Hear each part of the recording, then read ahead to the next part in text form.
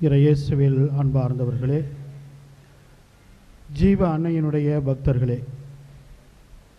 இதோ இன்றைக்கு பெரும் மகிழ்ச்சியோடு இயற்கை மழையை இறைவனின் அருளாக பொழிந்து கொண்டிருக்கிற இந்த தருணத்தில்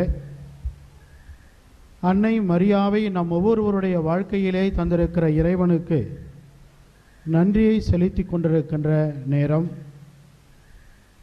ஜீவ அன்னைக்கு விழா எடுத்து, இறைவா, இந்த அன்னையின் வழியாக எங்களுடைய வாழ்வில் பொழிந்திருக்கிற அனைத்து நன்மைகளுக்கும் புதியதொரு பாடலை பாடி, உலகமெங்கும் வாழ்வோரின் இறைவனாக இருக்கிற ஆண்டவரே உம்மை போற்றுகிறோம், அவர் தரும் மீட்பை நாள்தோறும் நாங்கள் அறிவித்து கொண்டிருக்கிறோம் என்று சொல்லி திருப்பாடல் ஆசிரியரோடு இணைந்து நன்றி செலுத்தி கொண்டிருக்கிற நேரம் இது.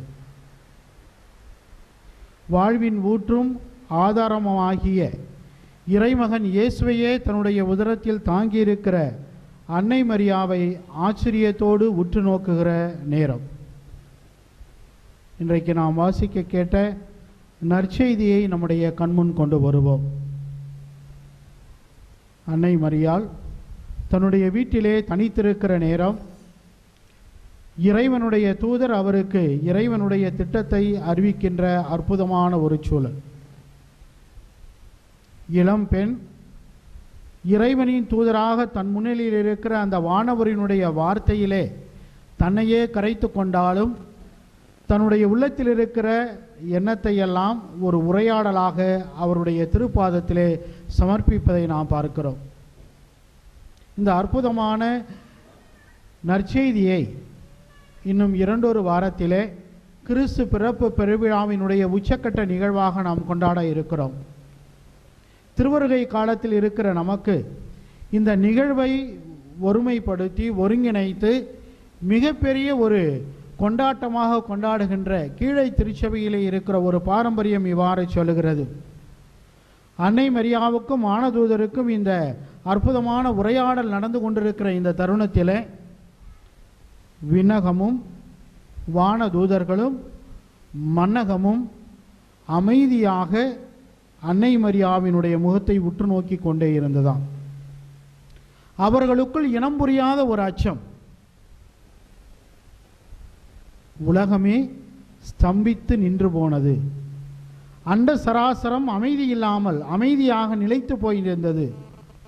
காரணம் என்னவென்றால், வானதூதனுடைய வார்த்தைக்கு அன்னை மரியாவினுடைய பதில் என்னவாக இருக்கும் என்று. நீண்ட உரையாடலுக்கு பிறகு தன்னுடைய உள்ளத்தில் இருக்கிற கலக்கத்தினுடைய உச்சக்கட்ட வெளிப்பாடாக, இது என்னால் இயலாது என்று ஒருவேளை அன்னை மரியாள் சொல்லிவிடுவாரோ என்கிற ஒரு அச்சம். ஆனால் அன்னை மரியாள், இதோ ஆண்டவருடைய அடிமை, உமது வார்த்தையின்படியே எனக்காகட்டும் என்று சொன்னவுடன் விண்ணகத்தில் இருக்கிற வானதூதர்கள் அனைவரும் இறைப்புகழ் பாடினார்கள் என்று இந்த பாரம்பரியம் சொல்கிறது. அந்த வானதூதர்களுடைய புகழிசையோடு சேர்ந்து இதோ நாமும் இறைவன் நம்முடைய வாழ்க்கையில் செய்து கொண்டிருக்கிற ஒவ்வொரு அற்புதத்திற்காகவும் ஒவ்வொரு அரும்பெரும் செயலுக்காகவும் ஜீவ அன்னை வழியாக நன்றிகளை சமர்ப்பிக்கிற நேரம் இது. இதோ இந்த திருத்தலத்திலே ஜீவ அன்னையினுடைய நவநாள் தொடங்கி 7 ஆண்டும் அன்னைக்கு விழா எடுக்க 6 ஆண்டுகளும் நிறைவு பெற்று கொண்டிருக்கிற இந்த தருணத்திலே பங்கு தந்தை அவர்கள் தன்னுடைய முன்னுரையிலே குறிப்பிட்டார்கள், ஏறக்குறைய 1500 குழந்தைகள் அன்னையினுடைய பரிந்துரை வழியாக பிறந்திருக்கிறது என்று. ஒருவேளை எந்த ஒரு மருத்துவமனையும் தன்னுடைய மருத்துவ வசதிகளை முன்னிறுத்தி கொண்டு இப்பேற்பட்ட குழந்தை வரங்களை நாங்கள் தந்திருக்கிறோம் என்று சொல்ல முடியாத ஒரு சாட்சி.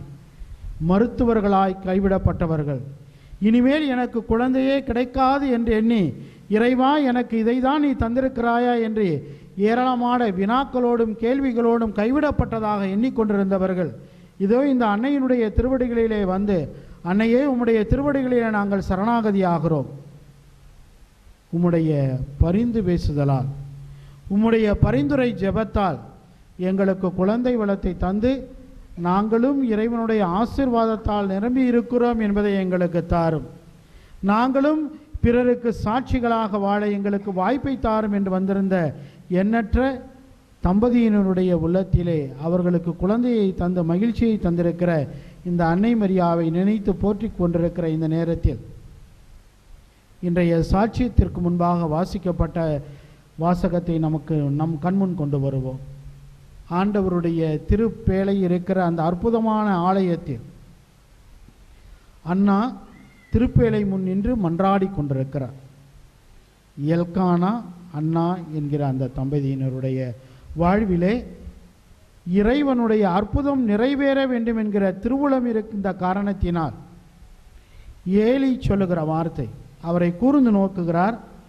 அவருடைய புலம்பலை அவர் குடித்துவிட்டு வந்து பேசிக்கொண்டிருக்கிறார் என்று நினைத்து கொண்டிருந்த ஏலியினுடைய வார்த்தைக்கு பிறகு, குருவே, என்னை தவறாக புரிந்து கொள்ளாதீர்.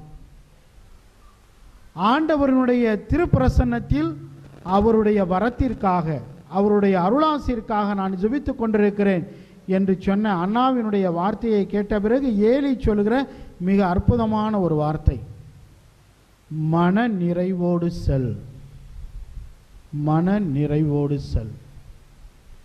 இதோ இந்த நேரத்தில் இந்த ஆலயத்தில் ஏராளமான தேவைகளையும் குறிப்பாக குழந்தை வரத்தை வேண்டி வந்திருக்கிற இங்கிருக்கிற எண்ணற்ற மக்களினுடைய உள்ளத்திலே மன நிறைவு இல்லை. ஏன் எங்களுடைய வாழ்க்கையிலே இப்படிப்பட்ட ஒரு குறை என்கிற ஒரு கேள்வி. ஒருவேளை என்னை கடவுள் அன்பு செய்யவில்லையோ, நான் கடவுளால் கைவிடப்பட்டிருக்கிறேனோ என்கிற எண்ணத்தோடு வந்திருக்கிற நமக்கு இறைவன் தருகிற அற்புதமான ஆறுதலான ஒரு வார்த்தை, மன நிறைவோடு செல். இதோ இந்த ஆலயத்தில் இன்றைக்கு இந்த திருப்பலியிலும் திறந்து வருகின்ற நற்கருணை ஆசீர்வாதத்திலும் பங்கெடுத்து நாம் செல்ல வேண்டிய ஒரே மனப்பான்மை, மன நிறைவோடு செல்.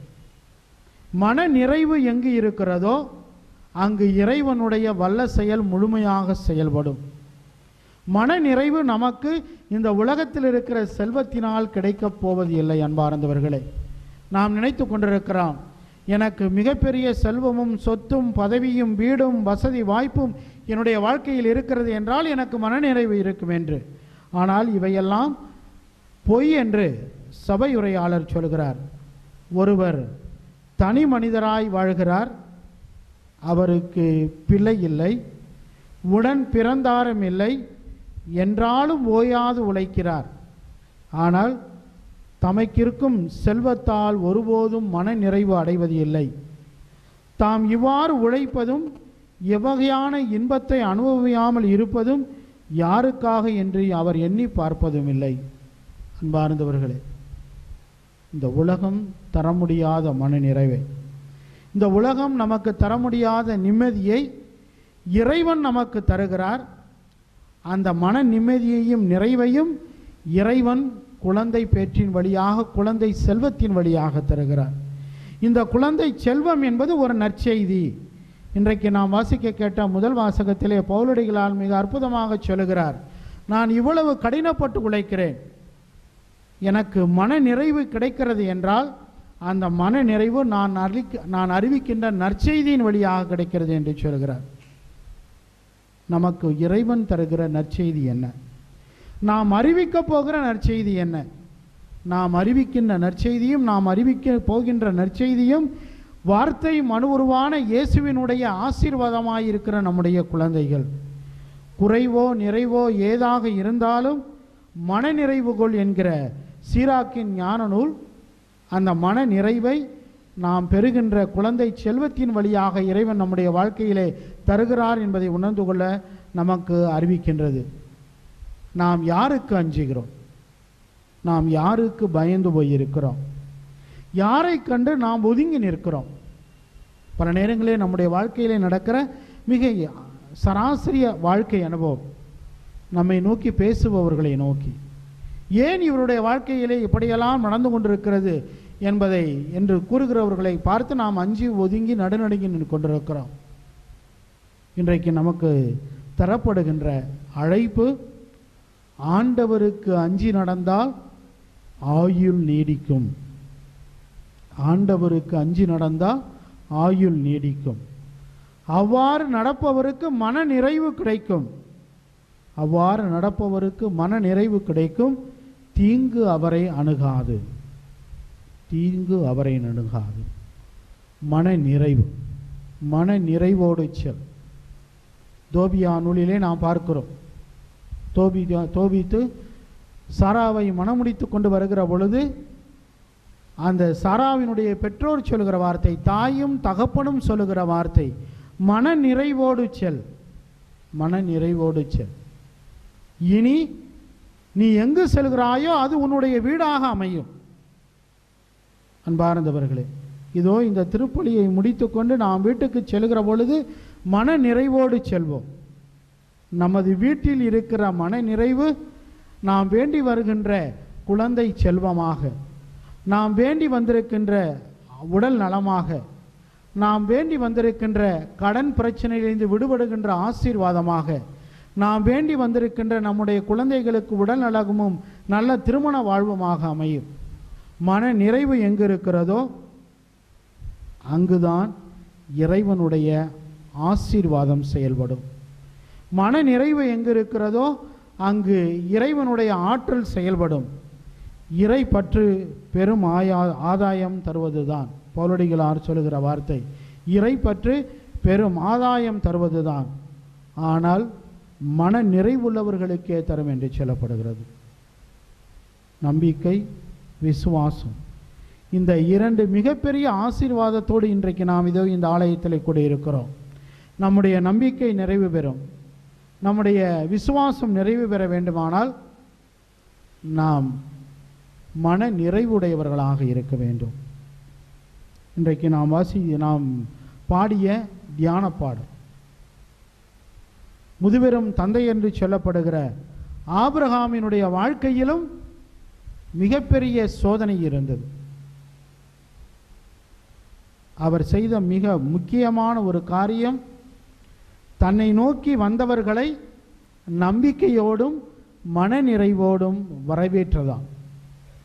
ஆகவே நம்முடைய வாழ்க்கையில் மன நிறைவு உடையவர்களாக இருக்கிறோமா என்று சிந்தித்து பார்ப்போம். மன நிறைவு நம்முடைய வாழ்க்கையில் இருக்க வேண்டுமென்றால் ஒருவர் மற்றவரை ஏற்றுக்கொள்ள வேண்டும். மிகப்பெரிய இறை இறக்க யூபிலி ஆண்டை நிறைவு செய்திருக்கிறோம்.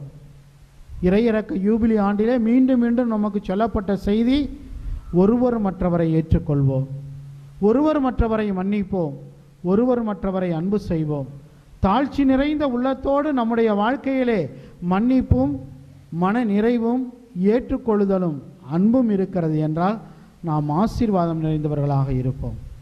அன்னை மரியாள் தாழ்ச்சி நிறைந்த உள்ளத்தோடு மன நிறைவோடு இறைவன் எனக்கு எல்லாவற்றையும் செய்வார் என்கிற நம்பிக்கையோடு இருந்த காரணத்தினாலே கன்னியாய் இருந்தபோதும் கருவுற்று இறைமகனை ஈன்றெடுத்தார். நம்முடைய வாழ்வில் மன நிறைவு என்கிற அற்புதமான கொடைக்காக இந்த திருப்பலியிலே மன்றாடுவோம். மன நிறைவோடு நம்முடைய உறவுகளில் ஒன்றித்திருப்போம்.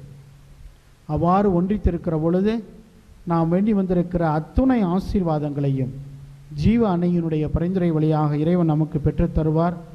ஆகவே பெற்றுக்கொண்டோம் என்கிற நம்பிக்கையோடு இந்த திருப்பலியிலே தொடர்ந்து பங்கேற்போம். ஆமென்.